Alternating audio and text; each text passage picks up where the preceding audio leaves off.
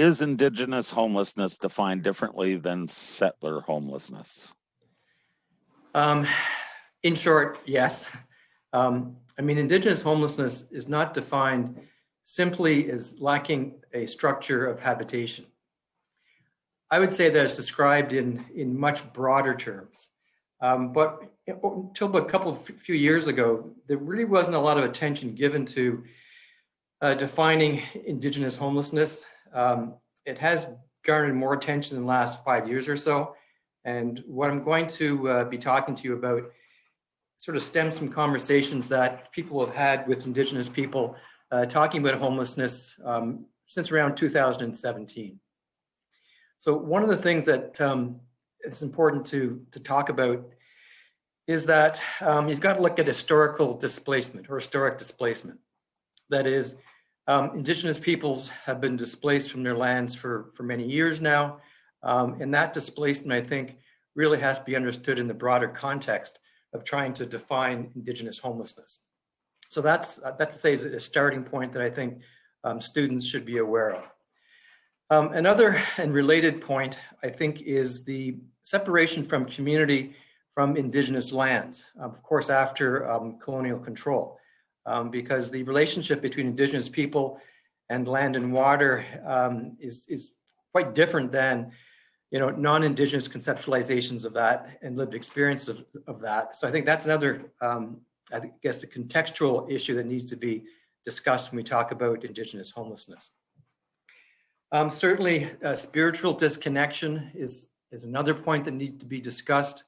Oftentimes, when we talk about homelessness, you don't really think about a spiritual disconnection with non-Indigenous peoples, but if you do talk to Indigenous peoples, that often is something that is brought about. So that's something that I think is really important. Another one, relatedly, of course, is cultural disintegration and loss. Over time, many Indigenous peoples' cultures has been eroded due to their positioning in society, due to their relocation and mobility. These are all, I think, important points to understand in making a distinction between Indigenous and non-Indigenous homelessness. A couple of other points, and that is going home. Oftentimes when Indigenous people leave their communities and they might be away for extended period of time and they come back, oftentimes they're seen as outsiders. So they're, in a sense, then they're outsiders to sort of the urban world, if you're talking with people that have gone to urban communities, and they're also outsiders when it comes to returning to their communities. So that can be really devastating. I think that's another important point to talk about. Another one is, especially in urban areas, many Indigenous people don't have anywhere to go. Oftentimes, access to housing, shelter accommodation is not suited or directed towards Indigenous people. So really, they've got nowhere to go. So they're often, in public places. They're often visibly homeless. And that, I think, is something that is in some ways unique to Indigenous people who experience homelessness. Other aspects, this is not necessarily unique to Indigenous people. That would be escaping or evading harm. Oftentimes, for example, Indigenous women can't just pack up and leave if they're experiencing intimate partner violence. They haven't got the financial resources.